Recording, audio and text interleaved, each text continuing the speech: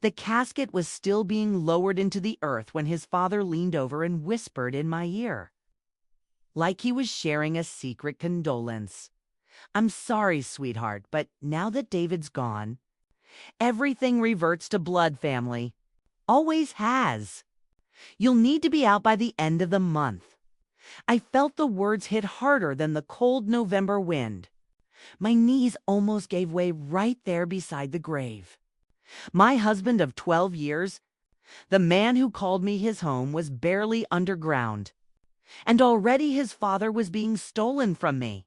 I remember standing there in my black coat, mascara running, clutching the single red rose David loved because it reminded him of the day we met. Everyone else was crying for him. I was crying for us, for the life we built, for the children we kept saying next year, for sure. For the coffee cups still in the drain board exactly where he left them that morning. David's father didn't even look sad. He looked relieved, like a weight had finally rolled off his shoulders and onto mine. You need to understand something about David and me. We weren't supposed to happen. I was the girl from the wrong side of town who paid her own way through college. He was the only son of a proud old money family who believed inheritance was sacred and wives were decorative. His father never forgave David for marrying me instead of the heiress they'd picked out. But David chose me every single day. When his father threatened to cut him off, David laughed and said, "Good, then everything we build will actually be ours." We bought 20 acres outside the city with nothing but his engineering salary and my nursing income. We poured concrete with our own hands. We planted every tree. That house was us. Every room still smelled like his cologne and my lavender candles. He used to pull me close at night and whisper, "If anything ever happens to me, promise me you'll fight for what's ours. They'll come for you the second I'm cold. Don't let them win." Oh, I thought he was being dramatic. I never imagined he was being prophetic.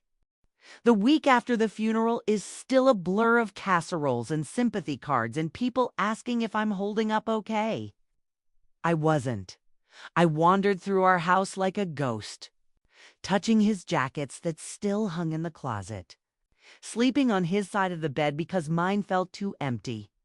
I kept expecting him to walk through the door yelling, "Babe, you won't believe the day I had." Instead, his father showed up with his two sisters and a moving truck. They didn't even knock. They just walked in like they already owned the place. His Aunt Linda started opening kitchen cabinets to see what's ours. His father stood in the living room, hands on hips, surveying everything like a king returned to his castle. I found my voice somewhere under all the grief. "What are you doing?" He gave me that pitying smile that made my skin crawl. "We talked about this at the funeral, dear. Tradition, bloodline property returns to blood. David knew the rules. You've had 12 good years here. Time to move on." I laughed. An ugly, broken sound. This house? The one we paid for with overtime shifts and skipped vacations. The one that has my name on every single loan document right beside David's. He waved a hand. "Details. Family law supersedes all of that when there are no children. You'll get a small settlement for your trouble, of course. We're fair people. A settlement. For my marriage. For my future. For the home where I was supposed to grow old with the love of my life." That night, sat on the bathroom floor and cried until I thought my ribs would crack. I felt betrayed by everyone, David for leaving me, his family for waiting until the dirt was fresh on his grave to strike, myself for ever believing I could be part of their family if I just loved David hard enough. I was ready to pack my bags. I even started folding his sweaters into boxes because I couldn't bear to leave them for those vultures. Then, while I was putting his favorite gray hoodie in a box, A white envelope fell out of the pocket. My name was on it. In David's handwriting, my heart stopped. I opened it with shaking fingers. Inside was a USB drive and a letter that began, "My beautiful wife. If you're reading this, I'm so sorry I left you to fight alone. But you're not alone. Everything is already yours. All of it." I changed the deeds, the accounts, the will, everything. 6 months ago, when Dad started making noises again, check the safe. Code is the day you said yes. And when they come for you, give them hell. I love you more than life. The next morning, I called the family to the house for what they thought was the handover meeting. They arrived smiling, dressed like they were going to a celebration. His father carried a bottle of champagne. Champagne. I waited until they were all seated in my living room. Aunt Linda already eyeing the leather sectional like it was already hers. Then I stood up, walked to the TV, and plugged in the USB.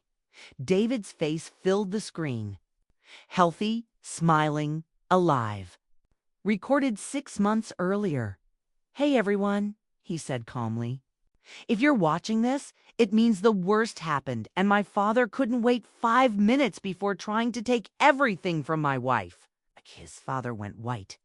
David continued, "I've transferred every asset, the house, the land, the investments, everything into Sarah's name only. The will is ironclad. There is no blood family tradition. There never was.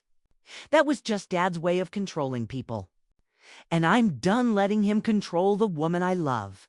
He looked straight into the camera, straight at me, even though I wasn't there when he recorded it. "Sarah, baby, you keep every brick, every tree, every memory. And if they try to guilt you, remind them I chose you over them a long time ago. You are my real family." The video ended. The room was silent. His father opened his mouth, closed it, opened it again. Nothing came out. I finally spoke. Voice steady for the first time since the accident. "You waited until my husband was in the ground to try to throw me out of my own home. You celebrated before his body was cold. Well, congratulations. You get nothing. Not a single spoon. Get out." They left without the champagne. I still live in our house. I still sleep on his side of the bed. Some nights I swear I feel him wrap his arms around me when the wind moves the curtains just right on every time. I walk through my front door. My front door, I remember, real. Family isn't blood. It's the person who protects you even after they're gone. David made sure his greedy father never touched what we built, and me. I finally stopped crying. Now I just smile because I know my husband's still winning, even from heaven.